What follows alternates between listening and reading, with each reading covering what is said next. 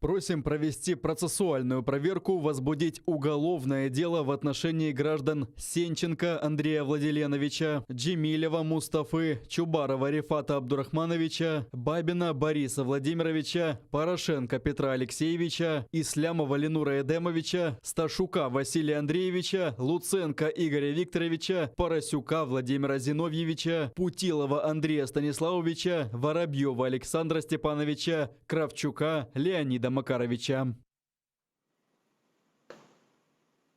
З нами зараз на прямій зв'язі Володимир Парасюк, народний депутат України 8-го скликання. Пане Володимире, вітаємо вас. Салям алейкум. Доброго дня. Так, ну что ж, я могу вас поздравить. Вас внесли в список граждан Украины, которые нанесли колоссальный ущерб оккупантам. Вы рады? Якщо чесно, я вам скажу, що всі ці новини в мене тільки викликають сміх. І, якщо чесно, я дуже не люблю коментувати рішення, які були прийняті окупаційною владою, тому що коли ти даєш оцінку їхнім діям, то ти їх десь там формально тримаєш в якомусь певному політичному процесі. Вони для мене є злочинці, вони для мене є окупанти. І тому, знаєте, коментувати всі ці дії, це неправильно раз, а по-друге, я поважаю вас, поважаю себе, і тому немає ніякого сенсу. Треба зрозуміти одне, що в Росії логіки нема. Це країна-злочинець. І повірте мені, що ті події, які відбувалися в той час, коли блокували півострів, треба розуміти, які рішення були прийняті з сторони України. В першу чергу це була акція, яку започаткували корінні жителі півострова, це кримські татари. Це вони були ініціатором і покликали всю Україну допомогти їм в цій акції. Друге, ми є незалежна держава і ми приймаємо рішення самі. Нам не потрібні якісь там, не знаю, підказки з сторони невідомих формувань, тим більше, якщо вони які окупували частину нашої країни.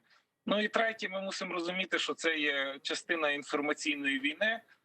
Зараз Крим потерпає від того, що немає води. Ми бачимо по всіх новинах, і російська влада повинна зробити знову міф про фашистів, про таких от злих людей, які їм відключили воду. І вони оцей міф, який вже повністю себе вичерпав, вони далі його підігрівають такими заявами. Але ви зрозумієте, що завтра, післязавтра люди, які лишились на окупованих територіях, відкриють крани і звідти вода не потече. І вони будуть далі запитувати в окупаційної влади, а чому немає води? Ну добре, вони злочинці. Так, а ви саме злочинці, тому що ви свій народ призводите до того, що ви от такими речами нас просто мучите. І тому це все частина інформаційної війни, і я дуже не хочу бути одним з її елементом, бо тому що, напевне, мої вислови поріжуть на цитати, а я хочу одне донести. Для мене Росія – це ворог, яка окупувала Крим, яка веде війну проти України, і я хочу, щоб вони в цьому статусі завжди були. Всі ці люди, які зараз в Криму називають себе владою, це все терористи, це все люди, які окупували нашу територію, які спрямовано працюють проти нашої незалежності. Вони, знаєте, вони написали, що що там було питання про геноцид і так далі. Хай Росія відповість як послідовник Радянського Союзу за геноцид кримсько-татарського населення і геноцид українського народу. Ми, українці, ще раз кажу, кримські татари прийняли таке рішення, і знову ж воно було ініційоване саме тими людьми, які там жили. Я з Львова не приїхав сам блокувати півострів. Я послухав тих людей, які серед кримських татар, яких я знав, які подзвонили, сказали: Володя, приїжджай, і ми це зробимо. Тому от така от ситуація. А те, що вони говорять на своїх телеканалах, слухайте, вони багато чого говорять, але там правди і логіки нуль. Тому менше звертати на це увагу і йти своїм шляхом. Єдиний мінус – це, можливо, вони будуть позиватися в різні, якщо відкриють кримінальне провадження, їхній слідчий комітет, бо я знаю по собі, вони можуть подавати в Інтерпол, в розшук, і людям, які є з цього списку, будуть мати проблему з перетином кордону, але європейські країни сприймають це, ну, вони розуміють ситуацію і немає ніяких претензій до українців.